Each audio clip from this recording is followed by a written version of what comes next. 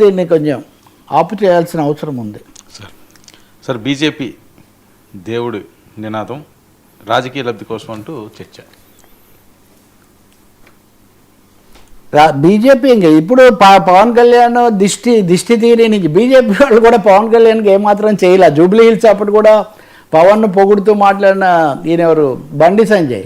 మరి బండి సంజయ్ గారు కేంద్ర మంత్రి, ఒక రాష్ట్ర మంత్రి ఉండి నేను సినిమాలు రానివ్వమంటే పవన్ కళ్యాణ్ మావాడు, నేను మొన్న జిందాబాద్ కొట్టాను, పవన్ కళ్యాణ్ తరఫున నిలబడతానని ఆయన అలా రాకపోగా ఆయన కొత్త సృష్టించారు. ఏమని?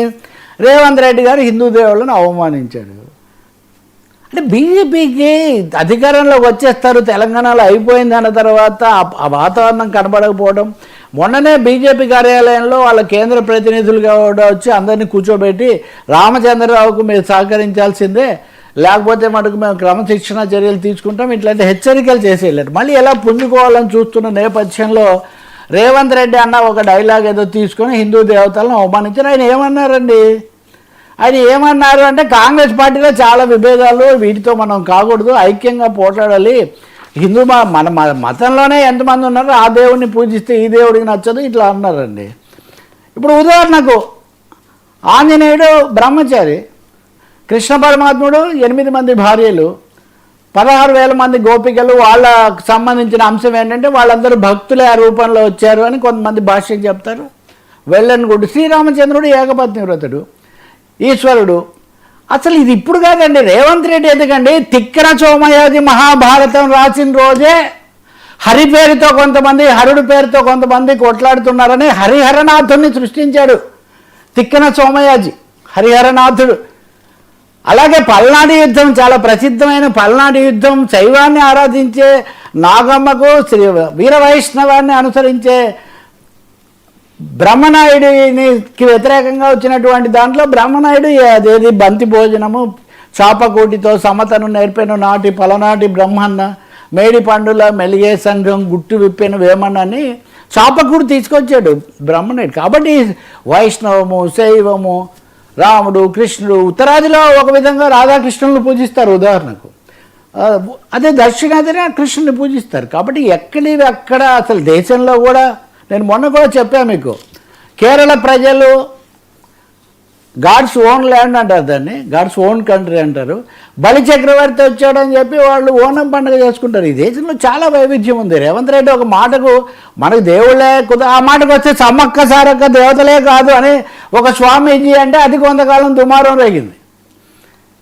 ఇక్కడ చూస్తే షిర్దీ సాయిబాబా, ఎంతోమంది నమ్ముకొని సాయిబాబా పేరుతో ఉన్నన్ని సంస్థలు, అనేక రకాల సంస్థలు ఇంకేమీ ఉండవు. అసలు ఆయన దేవుడే కాదు, ద్వారకామాయి వెళ్ళనేకూడదని కొంతమంది గొడవ చేశారు. ఎవరు? మొన్న సత్యసాయిబాబా శత జయంతి జరిపి ఆయన దైవాంశ సంభూతుడు, ఆయన కోరుకొని ఇక్కడ పుట్టాడని చంద్రబాబు నాయుడు గారు చెప్పారు, పవన్ కళ్యాణ్ గారు చెప్పారు, ఈయనెవరు రేవంత్ రెడ్డి గారు చెప్పారు.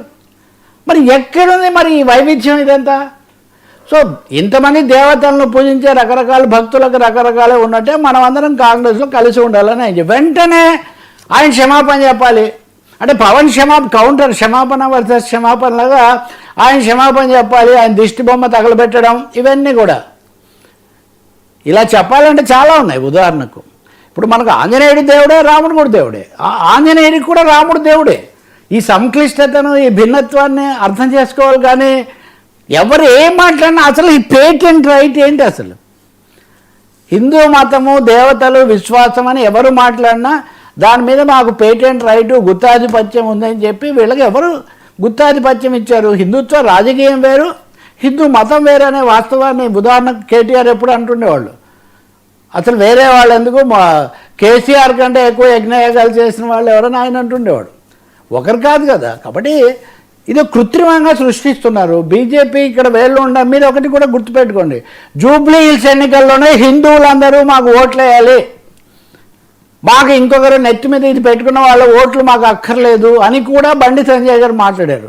బీజేపీ చాలా విపరీతంగా ప్రయత్నం చేస్తుంది ఏదో ఒక విధంగా తెలంగాణలో, మరీ ముఖ్యంగా హైదరాబాద్లో ఈ మతానికి సంబంధించి హిందూ వర్సెస్ ముస్లిం అని ఇట్లాంటిది ఏదో తీసుకొని రావాలని. దీనికోసం వాళ్ళు హిందూ, వాళ్ళు దేవుళ్ళు కాదు, వీళ్ళు కాదు, వీళ్ళందరూ భక్తులేనండి. 199 మంది వాళ్ళంతా భక్తులే. గుళ్ళకెళ్తారు, అన్నీ కూడా చేస్తుంటారు. ఆయన భక్తుడు కాదు మేమే అన్నట్టుగా భగవద్గీత నేను అడుగుతున్నాను వర్మ గారు, మీరు చాలా సూటిగా, మీరు సీనియరే, సార్. భగవద్గీతను వేసుకుంటే గనక మేము టైర్ల గాలి తీస్తాము అని బండి సంజయ్ గారు ప్రకటించిన రోజు హిందూ మతాన్ని అవమానించలేదా? భగవద్గీత అంతిమయాత్ర ఏది, అంతిమయాత్ర రథం యొక్క గాలి తీస్తానని పాపం వాళ్ళకి ఆత్మశాంతి కూడా లేకుండా ఎవ్వరు మాట్లాడలేదే. కాబట్టి చాలా దారుణమైన విషయం.